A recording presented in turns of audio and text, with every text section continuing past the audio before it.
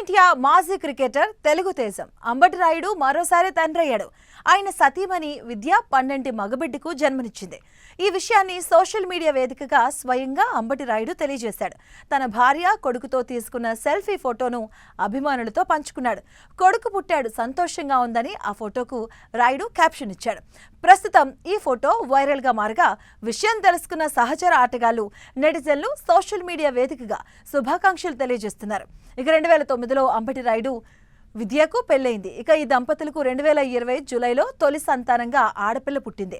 ఆ పాపకు వివియా అనే పేరు పెట్టారు. ఇక 2023లో రెండోసారి కూతురు జన్మించింది. ఇక తాజాగా 40 ఏళ్ల వయసులో రాయుడు మూడోసారి తండ్రి అయ్యాడు. ఈసారి బాబు పుట్టాడు. ఇక 2013లో అంతర్జాతీయ క్రికెట్లో అడుగుపెట్టిన రాయుడు టీమిండియా తరపున 55 వన్డేలు 6 టీ20 మ్యాచ్లు ఆడాడు. ఇక చివరిసారిగా అతడు 2019లో భారత్కు ప్రాతినిధ్యం వహించాడు. ఇక 2023లో అన్ని ఫార్మెట్లకు రిటైర్మెంట్ ప్రకటించాడు. భారత్ తరపున వన్డేల్లో 47.1 సగటుతో 1694 పరుగులు చేశాడు.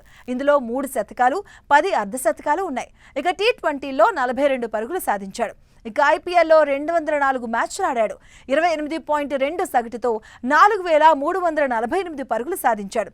ఇందులో ఓ సెంచరీ 22 అర్ధ సెంచరీలు కూడా ఉన్నాయి. ఇక క్రికెట్కు వీడ్కోలు పలికిన తర్వాత కామెంటేటర్ అవతారం ఎత్తాడు.